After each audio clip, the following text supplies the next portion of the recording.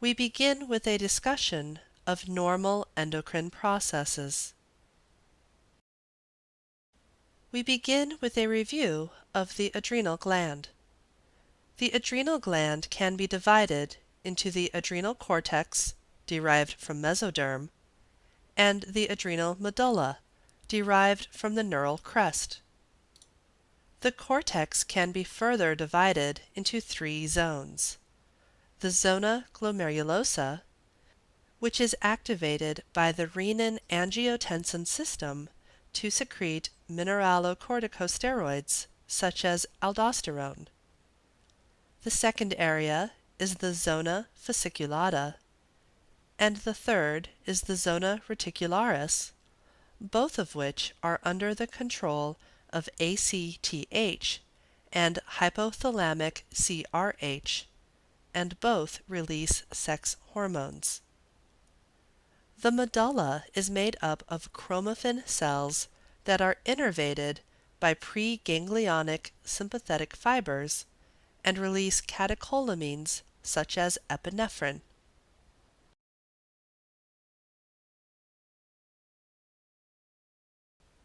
The adrenal glands receive blood from three sources. 1. The inferior phrenic artery. 2. The abdominal aorta. And 3. The renal artery. Venous drainage varies by side, with the left gland draining into the inferior phrenic vein, and the right gland draining into the inferior vena cava. The pituitary gland can be divided into the posterior and anterior segments, each of which carries out its own function.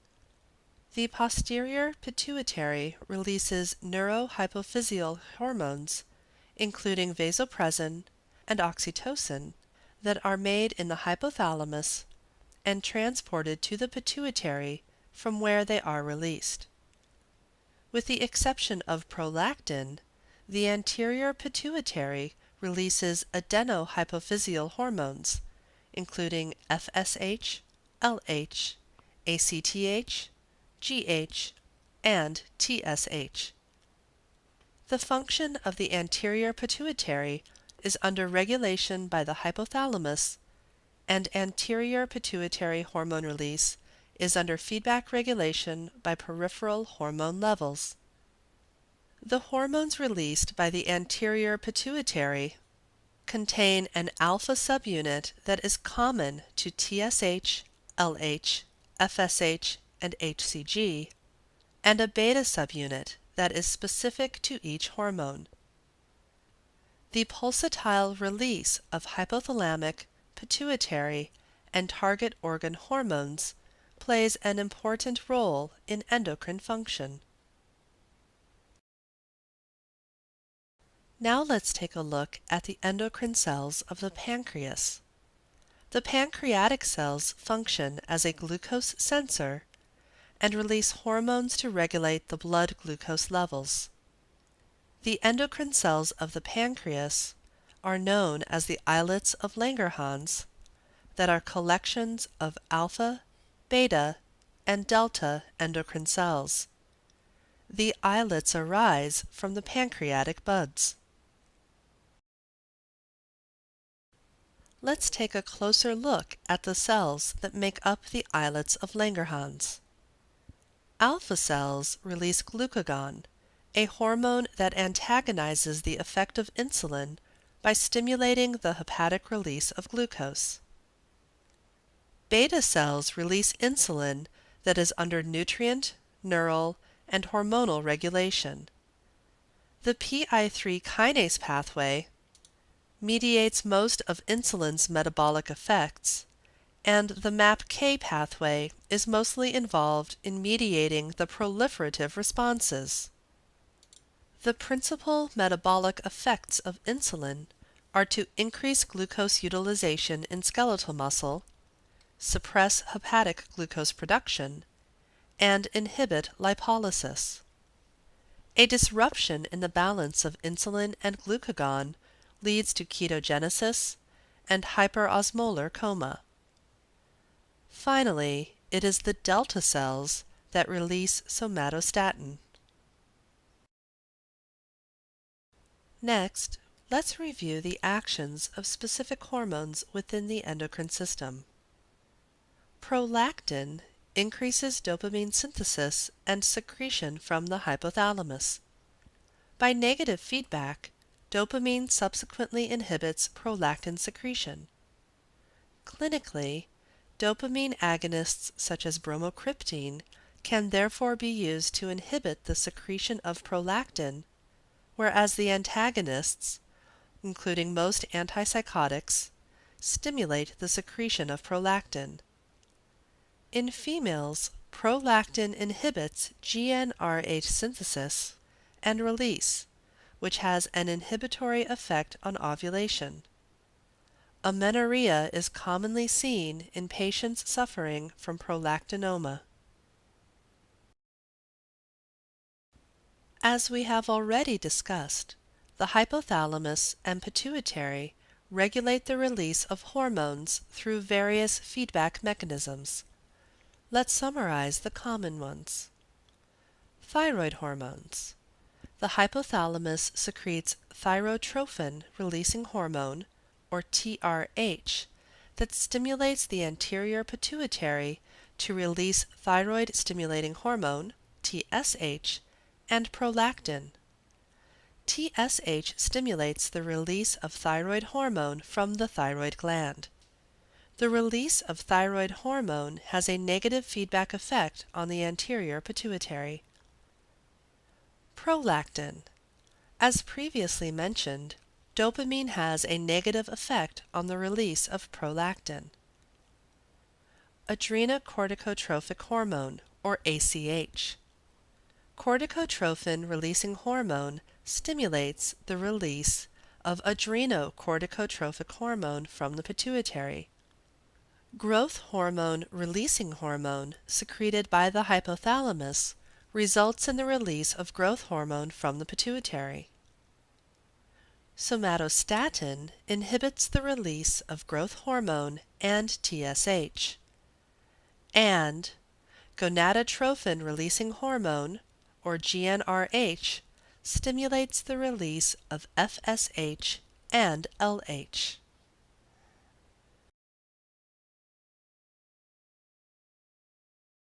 The adrenal gland synthesizes a number of steroids, including mineralocorticoids from the glomerulosa, glucocorticoids from the fasciculata, androgens from the reticularis, and estrogens from the periphery. Parathyroid hormone is secreted by the chief cells of the parathyroid. Its release is under negative feedback regulation by calcium and vitamin D. The main physiologic effects of PTH are mediated by the PTHR1 expressed in bone and kidney. PTHR1 binds PTH and PTHRP, a peptide responsible for the pathophysiologic elevation of calcium in submalignancies. In the kidney, PTH increases renal calcium reabsorption and increases the activity of 1-hydroxylase, which mediates the final activation step in the synthesis of vitamin D, and also decreases PI reabsorption. In the bone, PTH increases osteoclast-mediated bone resorption indirectly through the stimulation of osteoblast activity. Vitamin D increases bone resorption, renal calcium reabsorption, and intestinal calcium absorption. Vitamin D3 is absorbed from the sun by the skin, and vitamin D2 is ingested from plants. Both of these are converted to active vitamin D, which involves hydroxylation in the liver and the kidney. The production of 1,2,5-OH2 vitamin D is increased with increased parathyroid hormone, decreased calcium, and decreased phosphate. Rickets in children and osteomalacia in adults are caused by a deficiency of vitamin D. Calcitonin decreases bone resorption and lowers plasma calcium levels. It is released by the parafollicular cells of the thyroid. Steroid and thyroid hormones exert their effects in a similar way. The hormone binds to a receptor on the nucleus or cytoplasm. This results in the transformation to expose the DNA binding domain. Binding to an enhancer-like element in the DNA leads to gene transcription and protein synthesis.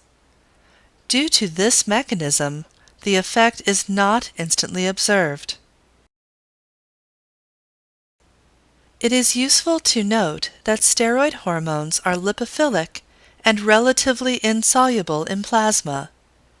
They therefore must circulate bound to specific globulins that increase the solubility and hence allows for the increased delivery of the steroid to the target organ.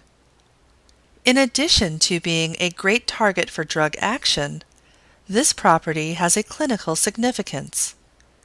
Increasing the levels of sex hormone binding globulin, or SHBG, lowers free cholesterol, resulting in gynecomastia in men. Decreasing SHBG raises free testosterone, resulting in hirsutism. The thyroid gland is regulated by the hypothalamic-pituitary-thyroid axis. Dietary iodine is required for thyroid hormone synthesis. The thyroid gland produces thyroid hormones through a process of concentration of iodine in the thyroid, iodination of tyrosine residues of thyroglobulin in the colloid space of the follicle, and endocytosis of colloid, followed by proteolytic release of thyroid hormones T4 and T3. Thyroid hormones undergo metabolism in peripheral tissues, leading to the production of the more active T3 and deactivation of thyroid hormones.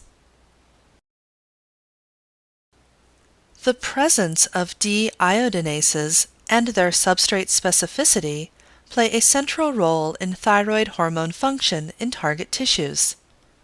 Thyroid hormone receptors are located intracellularly, bound to DNA, and alter gene transcription upon binding by thyroid hormone. Thyroid hormone actions are systemic and vital for development, growth, and metabolism. Various organs are dependent upon insulin for their normal functioning. For example, skeletal muscle and adipose tissue depend upon insulin for increased glucose uptake. Conversely, brain cells and erythrocytes take up glucose independent of insulin levels. Cortisol is released by the adrenal fasciculata, bound to corticosteroid binding globulin.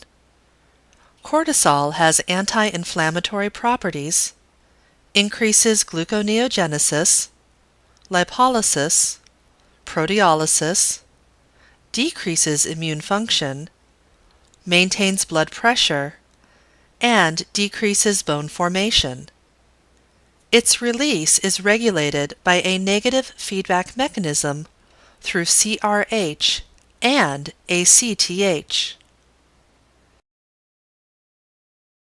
Hormones, cytokines, interleukins, and growth factors use a variety of signaling mechanisms to facilitate cellular adaptive responses.